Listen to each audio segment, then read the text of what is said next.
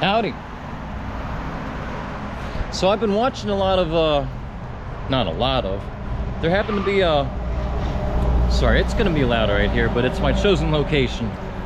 I been watching a couple videos recently, just kind of out of luck, that deal with Gettysburg after the battle, which are quite interesting. Some of you guys who know me, who follow me, know that I've kind of been getting into I'm really interested in the parts of the story that are less talked about. That includes the lead up, you know, beginning halfway in June, you know, when Lee started moving north through Maryland and then all the towns in south central Pennsylvania. I've becoming more interested with the days after the battle, because folks didn't get out of here for quite a while. I mean, the Confederates, a lot of people don't realize, took a long time to get out of here. They were still on the field all day on the 4th, and R.A. Lee didn't even start leaving. He didn't even start leaving until the night of the 4th, and that's how he got a little bit of a head start on folks. But really interesting stories, you know, and again, I want to get back to the point that nothing in history really ought to be seen in isolation, you know. In my opinion, to better understand the totality of Gettysburg, okay, not just the 3 days, not just the battle, but to better understand the totality of Gettysburg, you know, it helps to get the backstory. It helps to get you know, understand Robert E. Lee's movements and the couple weeks prior. It helps to understand the Union's movements heading up north, because don't forget, you know, Robert E. Lee was already up there and then Union was following behind. It helps to understand what happened afterwards, as well as the larger picture. Again, like I keep getting back to, it helps to understand what was going on in the couple decades before the Civil War, and it helps to understand what happened, you know, a couple decades after the Civil War. Everything has to be in context, you know, and I could go, you know, further back, and you know, and I've done that in some videos to try to give people a better understanding of what led up to this monumental event. But I am sitting here next to, let me get him in the shot. Had to pick an Abe statue here to talk to you guys today with, because I want to talk about Abe a little bit.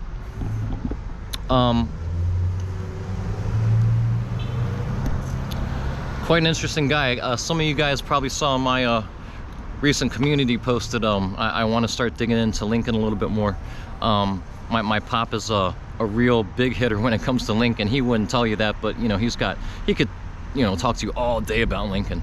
And one thing that's been on my mind, so, you know, getting back to a couple videos I've been watching, one was an interview that I forget the gentleman's name who was interviewed, but Addressing Gettysburg did a really good piece on this about 3 years ago. And interestingly enough, just what, 2 nights ago, Tim Smith did well, it was first a live event, and then it was posted the next morning on Lee's retreat after the battle. And you know how a lot of criticism, quite probably, and also in my opinion, a lot of unfair criticism was landed, you know, kind of towards General Meade's direction, right? And I just want to briefly discuss, you know, the politics behind everything, and the dynamic, you know, amongst the top folks in the Union, and the picture overall. You know, it seems like after the Battle of Gettysburg, you would think that you would think that Lincoln here, you know, probably had a pretty good opinion of Meade, right?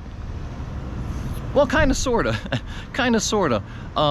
You know, his immediate reaction after the battle was, why aren't you closer on Robert E. Lee's heels? What are you guys doing? You got to get you know, get out there, catch up to him, get on his butt, and get this war over with, right?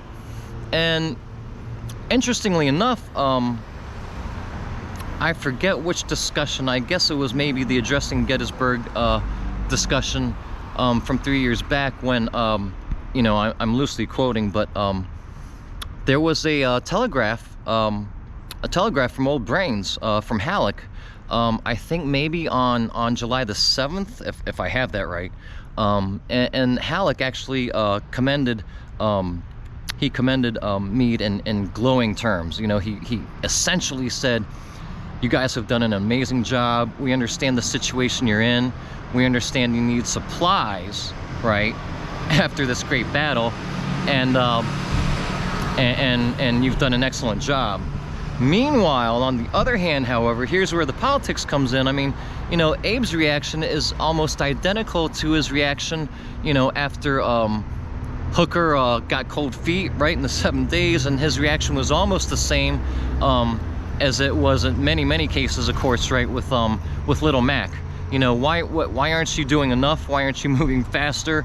I want to get one point across when it comes to the dynamic between Lincoln and Halleck being kind of in the middle of things, and then, you know, onto the generals, onto you know, Little Mac and Fighting Joe and George Meade. It often seems like all of Washington was, you know, extremely critical of these generals. And, you know, in fact, when you look closely at it, most of the time it's really Lincoln who's really upset. Okay, when you look closely at the interviews and closely at the words, and sorry, you don't need to get a close-up of my face, but I'm trying to keep the volume up with all this traffic going by. And Halleck kind of somewhere sometimes fell in between. You know, sometimes he was just as critical as Lincoln was, but other times, you know, like after Gettysburg with his telegraph to Meade, you know, it was much more measured, and it was actually much more positive. And you have to realize there are two different institutions speaking almost with the same voice, right? I mean, this is all kind of coming from Washington, but you have the Army speaking through Halleck, and you have the political leaders speaking through that guy. Does it make sense now? You know, Lincoln had one overall message to all of the commanders, you know, on top of, why aren't you doing more? Why aren't you moving faster? Blah, blah, blah, blah, blah. His overall message was always, end this war as soon as you can. And that was Lincoln's only hope and only goal, and really the only thing on his mind. Don't forget, he was a politician. I'm not trying to detract anything away from Lincoln as, you know, the Union leader during the Civil War. I'm not trying to take anything away from him, you know, in a lot of other regards. But when it came to his dealing with the generals and his messages and his criticisms, he was criticizing them as a politician.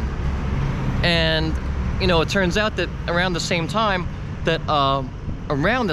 around, you know, let's say about a week into July, or maybe, you know, between the 7th and the 10th or something like that, around the time that Halleck sent the telegraph in praise of Meade, around that same time, Lincoln wrote a letter, of course, probably chastising him mildly or chiding him and trying to goad him on and saying, hurry up, move your feet, go get that guy.